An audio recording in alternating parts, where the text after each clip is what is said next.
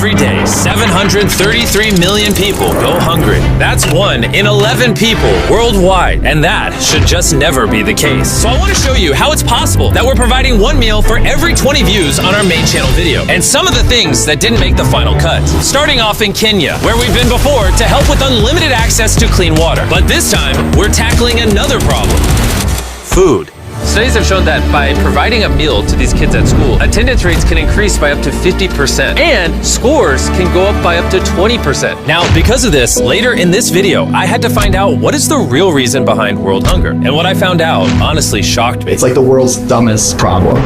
Carol's the principal of multiple schools here. She was saying you can tell when kids are malnourished because when it's like recess, they don't play, they just lay around. That's why when you come to school, you'll find them weak and not energized. When you come during breaks, you'll just find them seated and they don't have the energy to play. And unsurprisingly, after everyone was fed, I noticed a remarkable shift in the mood. Are you enjoying the food? Yes.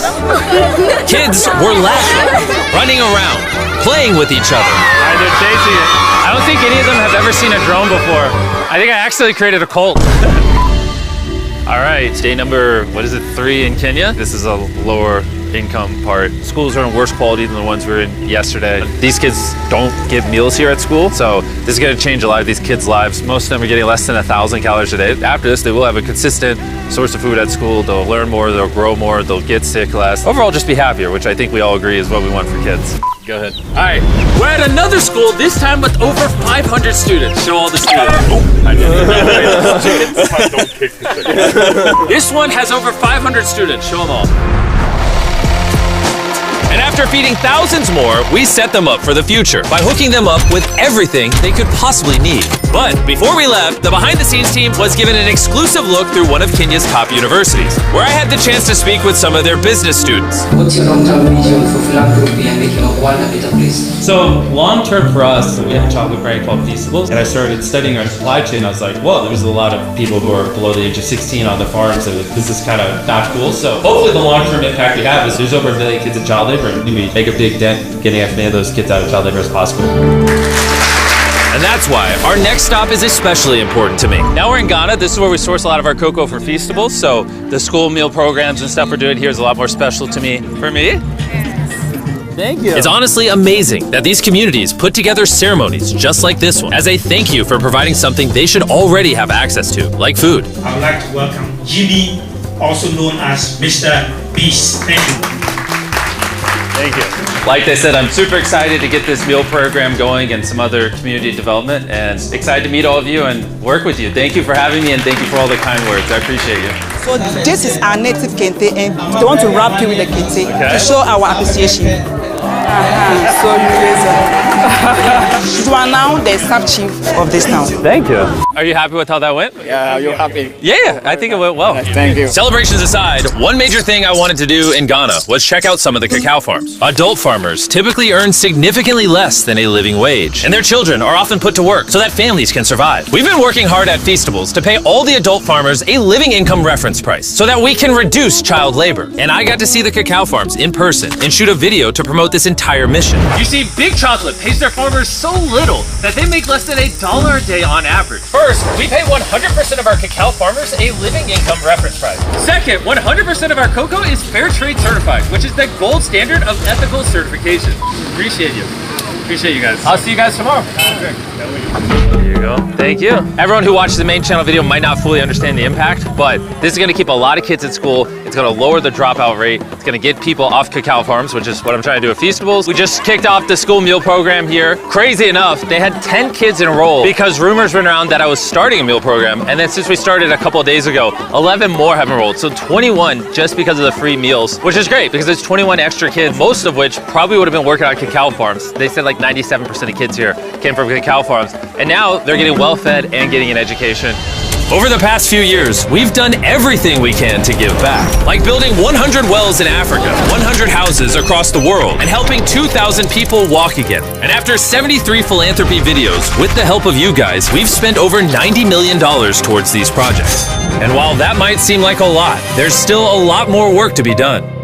And while countries in Africa struggle with a lack of food, in America, there is too much food going to waste. How many people have you fed in your life? At least 3 to 5 million people. Isn't that crazy? It's unbelievable. This is Evan, and for the last 6 years, he's dedicated his life to building Sharing Excess, a nonprofit organization dedicated to reducing food waste and feeding those in need. And they've saved over 118 million pounds of food from going to waste. And it's all possible thanks to volunteers, donations, and this massive warehouse. This building alone is the size of 14 football fields and has 700,000 square feet of refrigerated warehouse space. I didn't know buildings this big existed. Look how long it is. And this is just one section. There's a ton of these. Since unbelievable amounts of food end up in landfills each year, reducing food waste could literally end world hunger. And after talking with Evan, I really started to understand why. Over the last 3 years, we've done 24 million pounds of produce just from this one building. And before 3 years ago, they were just throwing it away? Yeah, it was about 10 million pounds every year that they were throwing away. And they would spend $1 million to throw that food away. It's like the world's dumbest problem. But we have an organization that's set up to cook the food into meals. Obviously, it's genius that you're doing it, but why didn't no one do this earlier? Everyday consumers like us have no visibility to it. It's basically these guys in their trucks and they're like throwing away truckloads and truckloads just because it's convenient for them. We're there as consistently as a trash truck would be there. We kind of beat the trash trucks. Pallet of food that they would throw away would cost them $100. We've saved them at least $1.5 million in waste costs here. In America alone, nearly 133 billion pounds of food goes to waste every year. That's the equivalent of almost 200 Empire State Buildings each year. And people like Evan are finding smart, scalable ways to reduce this number. What do you have planned for us today? So today we'll be going through a day in the life of Sharing Excess. We'll be saving some food, we'll be sorting through it, we're gonna cook the food that we rescue into meals, and then we're gonna give it out to people. It's gonna be a great day. Every day, Evan gives you excess food that would have been thrown away. You customize a recipe around it, and then make it at scale and give it to people in need. You are absolutely correct. For free? Yep. Why? That's part of my past. I'm formerly unhoused myself. I struggled with drugs and alcohol for a long time, and I know what it's like to be hungry. Just while shooting this video, we made 300 meals in that kitchen. But because of the views the main channel video will get, Chef Matt is going to be able to make thousands and thousands of meals for people. Nolan, I think we're going to need some more peppers. Can you come with me real quick? Some more peppers? All right. All right, they're going to be right over to the right in there. And I'll Yep. Did you just lock Nolan in the freezer? It depends what you mean by lock. You're my new favorite chef. Is this a lock me in the fridge bit? Is that what's happening?